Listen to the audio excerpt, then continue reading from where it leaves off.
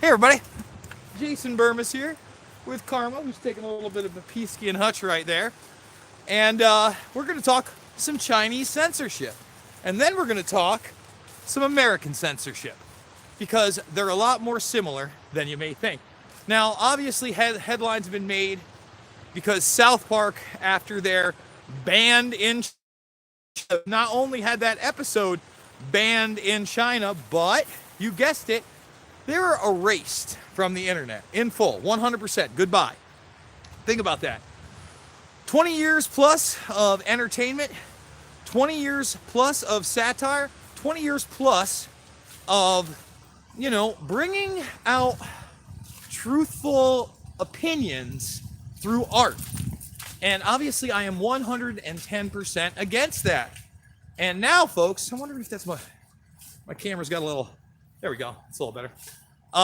And now we have Quentin Tarantino's Once Upon a Time in Hollywood not getting a Chinese release. Okay? So why is this important? And how did it happen? Number one, Once Upon a Time in Hollywood is a hilarious buddy comedy. I loved it. I thought it was great. At the end of the day, it is satire. It's a satire on Hollywood. It's a satire on actors. And at times, it's a satire on one of my favorite mixed martial arts figures, if you will, Bruce Lee, one of the originals, right? So, basically, if you haven't seen the movie, they portray Bruce Lee as a bit of a dick. And it's funny. It's actually hilarious. It's got a couple of the best lines and jokes in the film opposite Brad Pitt. And there's no reason that Quentin Tarantino should have to change his art because the daughter of Bruce Lee was upset. And, this is a fictional film and wanted the character of her father changed or edited out of the film entirely. And now China has decided, hey, we're just not going to release it. Now, I know it's easy to point the finger at China. It's easy to point the finger at LeBron James. And I'm certainly not calling for censorship. But think to yourself, is that really much different than Alex Jones being banned off of YouTube and having his entire library taken offline? A library which consisted of interviews that I conducted, of video reports that I did as well, and many other people who were not Alex Jones did. And quite frankly, I don't think they should have gotten rid of Alex Jones's material. That doesn't mean I agree with all of it. And I know people have been like, Jason, haven't you been pretty harsh on Alex in the past? That's fine, but I've never called for his censorship. Look, we have freedom of speech in this country, and when you libel someone, when you are dishonest, when you spread untruths, there can be legal action that is taken. Okay? And it has been taken. However, when you unperson someone, when you take a swath of artwork or information and you no longer make it available to the public, that's dangerous. And guys, it's not just China, it is here. I know that some people have been talking about Red Ice TV having their channel taken down. I got to admit, I do not know much about Red Ice TV. I haven't caught much of their stuff. I've maybe caught little excerpts here and there on Twitter in my feed, small portions. I've certainly never watched the show. I couldn't even tell you what the names of the people who are running that channel are, but they've been unpersoned on YouTube after a decade. No warning, and they're gone. And that kind of frightens me because I love this platform. I hope you love that I'm on this platform. By the way, 16 watching, 2 thumbs up. Can we get some more for the first video of the day? I know it's a walk and talk, but we're going to be doing a Ask Me Anything with Dylan Avery later, hopefully, if he shows up today, and a few other videos. But the point being that when you can impose that kind of censorship, when you can start deleting content, and in the case of China with South Park, when you can make that material completely unsearchable, it's extremely dangerous. It falls down the rabbit hole. I mean, think about it. It's 2019, and how many people, especially young people, really understand the implications of what's going on with Julian Assange. Most people are either apathetic, completely uninterested, or completely misinformed by the mainstream media that Assange is some kind of a cyber terrorist and he worked with the Russians and Donald Trump, when none of that is true. None of that is true. And even if it were, his information has been 100% correct. Over 10,000 documents, he's never, ever, ever, ever, ever had to retract a single story. Can the mainstream media say that? Are we going to unperson ABC News for clearly showing edited footage of a Kentucky gun range shoot and passing it off as a Syrian border crisis? I mean, God help us all. And look, yesterday I was sent some pretty disturbing material based on what was going on in Mexico regarding and El Chapo's son. For those that are not aware, the police arrested El Chapo's son, and there were just a multitude of videos of sicarios gearing up and going into what looked like war, right? I saw the videos of the cartel members in Joker masks. I saw the videos of them on the backs of trucks ready to fire 50 cals with somebody with a machine gun behind them to cover their back.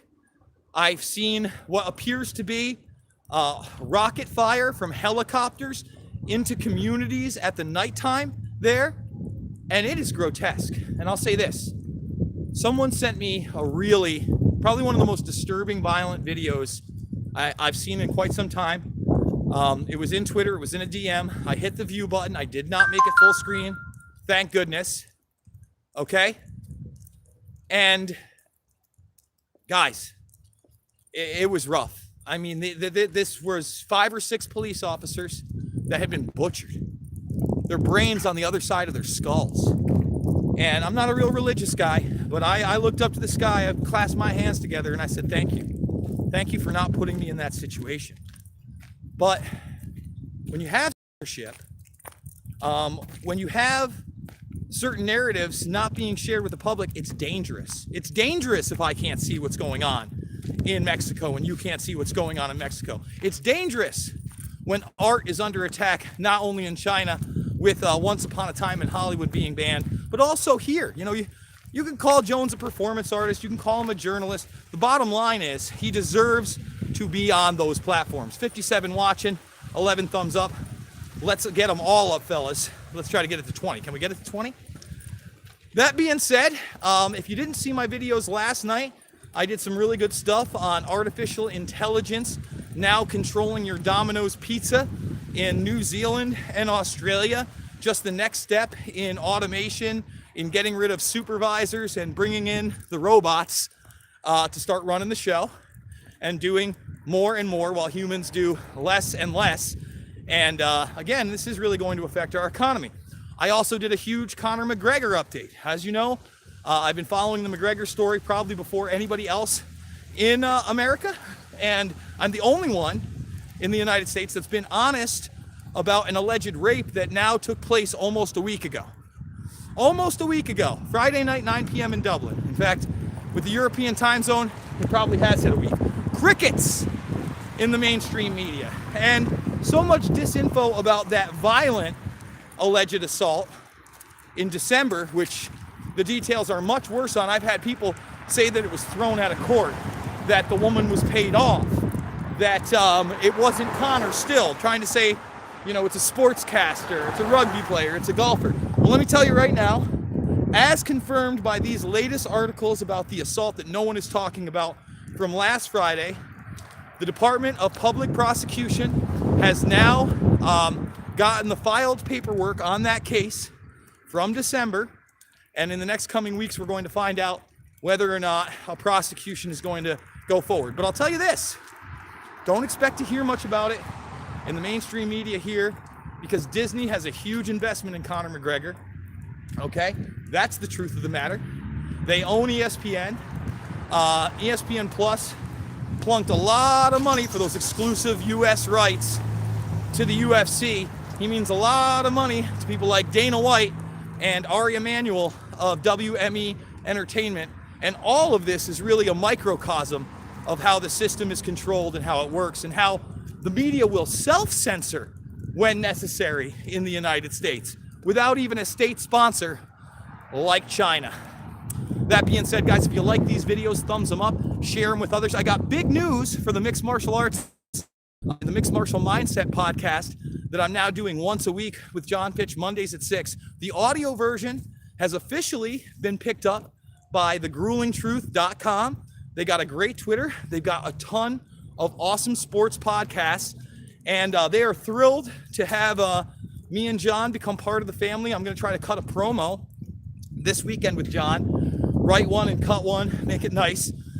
And they're going to start putting that into their other sports podcasts. So maybe we can slip some truth in there. I know there have been some people critical that I'm covering MMA, but when you can cover a lot of truth and you can bring people into this information that are new, it's only beneficial to us all. So guys, if you like my stuff, thumbs it up, share it, join the Burn. Get to that 40,000 mark. Let's come 40,000, 50,000, then 100,000 plus.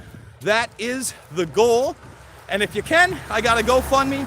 I should really be over the halfway point. We're still shy of the halfway point there, but it's how I'm doing it 3, 4, 5, 6, 7 times a day with my girl Karma, who's doing really well, by the way. Past 9 weeks, she's supposed to be dead in 2 to 9, 2 to 9 max. And it looks like we're doing well against that osteosarcoma that nobody wants to get that diagnosis. So guys, I love you all, and I'll see you on the flip side.